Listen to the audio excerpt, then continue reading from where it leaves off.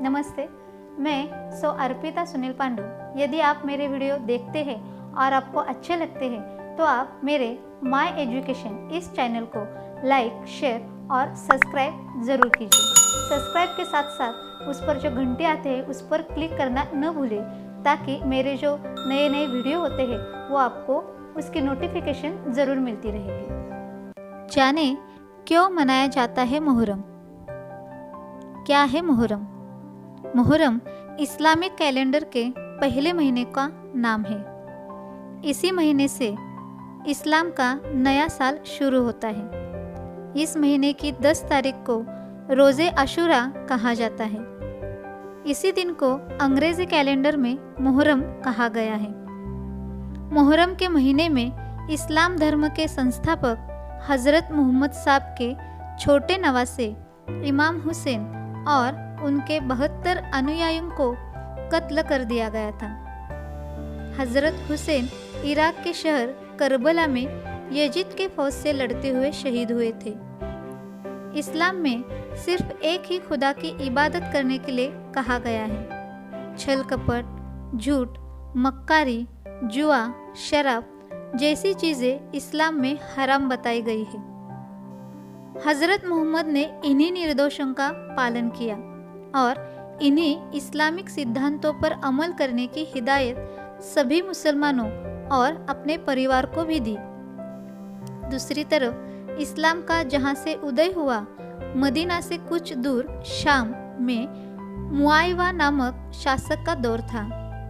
मुआविया की मृत्यु के बाद शाही वारिस के रूप में यजीद, जिसमें सभी अवगुण मौजूद थे, वह शाम की गद्दी पर बैठा।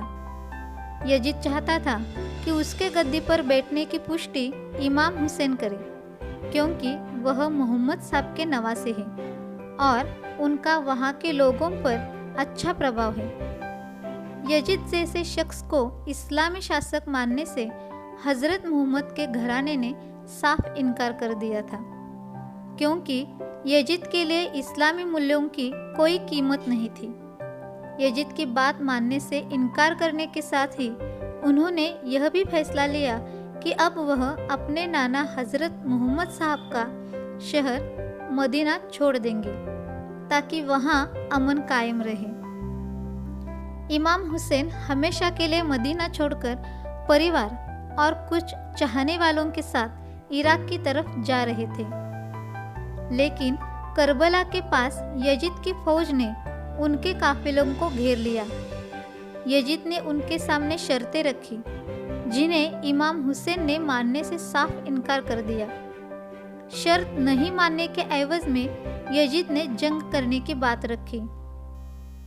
यजीद से बात करने के दौरान इमाम हुसैन इराक के रास्ते में ही अपने काफिले के साथ फुरात नदी के किनारे तंबू लगाकर ठहर गए, लेकिन यजीदी फौज ने इमाम हुसैन के तंबुओं को फुरात नदी के किनारे से हटाने का आदेश दिया और उन्हें नदी से पानी लेने की इजाजत तक नहीं दी।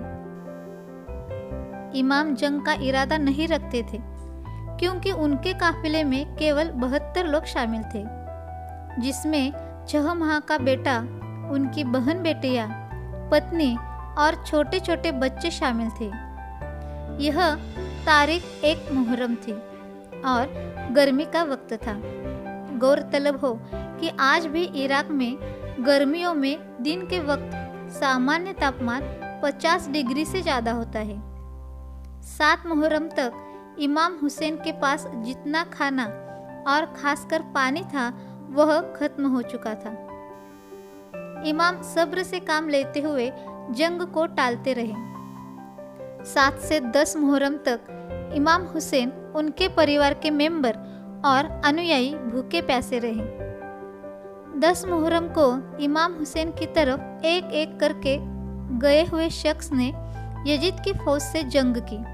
जब इमाम हुसैन के सारे साथी मारे जा चुके थे, तब असर की नमाज के बाद इमाम हुसैन खुद गए और वह भी मारे गए। इस जंग में इमाम हुसैन का एक बेटे जैनुल आबेदीन जिंदा बचे, क्योंकि 10 मुहर्रम को वह बीमार थे और बाद में उन्हीं से मोहम्मद साहब की पीढ़ी चली। इसी कुर्बानी की याद में मुहर्रम मनाया जाता है। करबला का यह वाक़या इस्लाम की हिफाजत के लिए हज़रत मोहम्मद के घराने की तरफ से दी गई कुर्बानी है। इमाम हुसैन और उनके पुरुष साथियों व परिजनों को कत्ल करने के बाद यजीद ने हज़रत इमाम हुसैन के परिवार की औरतों को गिरफ्तार करने का हुक्म दिया। यजीद ने खुद को विजेता बताते हुए हुसैन के लूटे हुए काफिले को देखने वालों को यह बताया कि यह हश्र उन लोगों का किया गया है जो यजीद के शासन के खिलाफ गए। यजीद ने मोहम्मद के घर की औरतों पर बेइंतहा जुल्म किए, उन्हें कैद खाने में रखा, जहां हुसैन की मासूम बच्ची सकीना यानी सिरिया कैद खाने में ही मौत हो गई। बहरहाल इस वाक़ये को 1400 ज़्यादा साल बीत चुके हैं। कत्ले हुसैन असल में मर्ग ए यजीद है, इस्लाम जिंदा होता है हर करबला के बाद।